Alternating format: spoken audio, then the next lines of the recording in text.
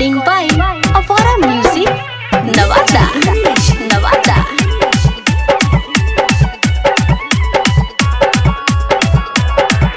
नवादा बजरिया से साड़िया हमरा लाई दना हो पियावा। नवादा बजरिया से साड़िया हमरा लाई दना हो पियावा। ककोलत के झरना हमरा देखाई दना हो पियावा।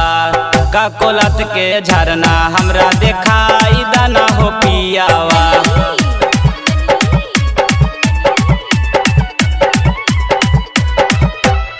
ककोलत के जंगल पहाड़िया बड़ी मन भावन जी। झरना बरसे ऐसे जैसे आई गेल सावन जी।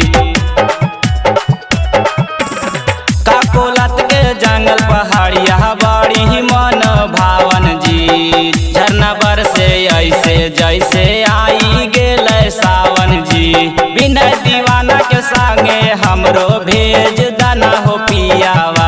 बिना दीवाना के संगे हमरो भेज दना हो पियावा। ककोलत के झरना हमरा देखाई दना हो पियावा।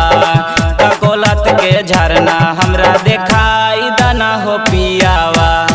ककोलत के झरना हमरा देखाई दना हो पियावा।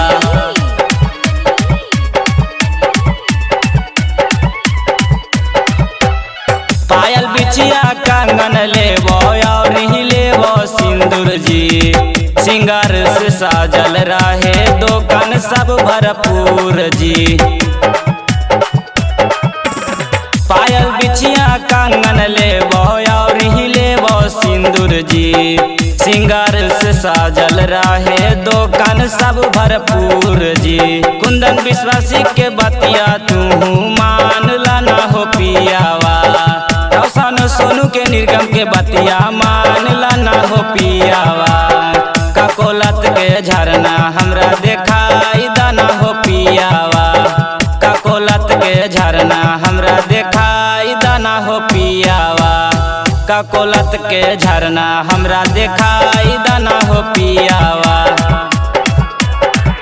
नवादा बजरिया से साड़िया हमरा लाई दना हो पियावा। नवादा बजरिया से साड़िया हमरा लाई दना हो पियावा। ककोलत के झरना हमरा देखाई दना हो पियावा। ककोलत के झरना हमरा देखाई दना हो पियावा।